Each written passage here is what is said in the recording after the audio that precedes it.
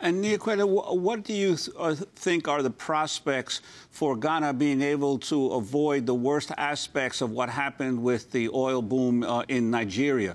The huge disparities in wealth, the endemic corruption that Nigeria is so noted for.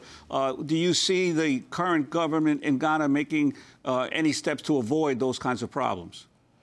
I do see a few signs, but it is nowhere near what we need. And you are right, that is such a grave danger. I mean, I have friends, Kwesi among them and others, who we point out that the problem with Nigeria is not so much that Nigerians are that different from Ghanaians, but the fact that when there is a lot of wealth, then you get greed surfacing. And so Ghana, compared to Nigeria, has been relatively poor. Now that we are told that we have oil, our hope is that civil society will hold the government accountable. And the fact that Ghana has begun a tradition of peaceful democratic transition is a good sign, but it is not sufficient. So we have to work to strengthen civil society, to strengthen democracy, because, you know, a number of experts keep saying that when third world countries find oil and other natural resources, it's a resource curse. I don't buy it. I think that's bunk.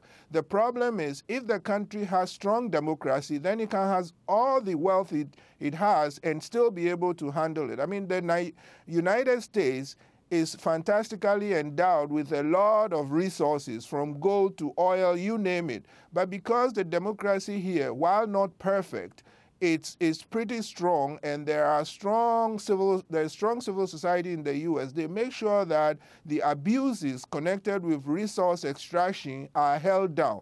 So the problem is not that the resource is a curse. The problem is that we need to strengthen democracy, and politicians don't want to strengthen democracy because they like the power they enjoy. It's up to journalists, it's up to civil society, it's up to activists to strengthen it. And frankly, the fact that you have courageous people, no matter how much they are abused, like Kwesi, who will keep fighting the good fight, for me is a good sign, but we need more of them. And of course, the African diaspora here in the US and in the West and in Europe also have a big responsibility to make sure that their governments and corporations that are based in the West do not behave badly in Africa. It's our job to make sure oil does not become a curse in Ghana. We're going to break and then come back. Want to get the full schedule of President Obama in Ghana. He'll be addressing the Ghanaian parliament tomorrow. And also talk about U.S.'s rival for African natural resources. Number 2, France has been replaced by China. We'll talk about Beijing's expansion in Africa. Stay with us. This is Democracy Now!, democracynow.org, The War and Peace Report. I'm Amy Goodman with Juan Gonzalez. Kwesi Pratt, speaking to you in the Ghanaian capital of Accra, which is preparing for the first African-American president of the United States and his first trip to Sub-Saharan Africa. What is his schedule for this weekend? Well, he'll be arriving today in the evening, and he'll be having a short discussion with the President of Ghana, Professor John Atta-Mill. Tomorrow morning, he would have breakfast with the President of Ghana and three former presidents and vice presidents in the castle, Osu. And then from there, he will go to a local clinic with his wife for an inspection. He would then fly by helicopter to the central regional capital, Cape Coast, and meet with the chiefs and people of Cape Coast. And then he would spend some time inspecting the state castle at Cape Coast. He's also scheduled to deliver an important foreign policy speech focused entirely on Africa at the International Conference Center in Accra. So basically, these are the things that he'll be doing in Accra. Kwesi Pratt, I'd like to ask you another matter.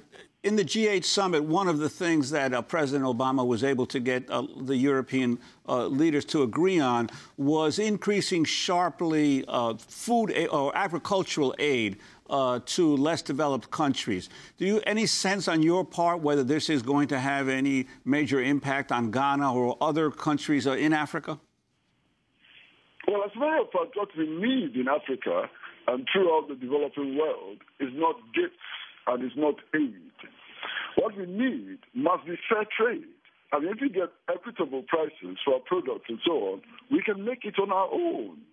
In fact, if the World Bank and the International Monetary Fund stop insisting on the withdrawal of subsidies in agriculture and so on, we can then make it. The problem with African agriculture and agriculture generally within the third world is that while the developing countries, through their institutions, insist that we must withdraw subsidies, they keep subsidizing their products. The end result is that our products are priced much higher than products of Europe and North America and so on. So I think what we need to look at are institutional changes to change the global trading system to remove the conditionalities that are imposed by the World Bank and the IMF.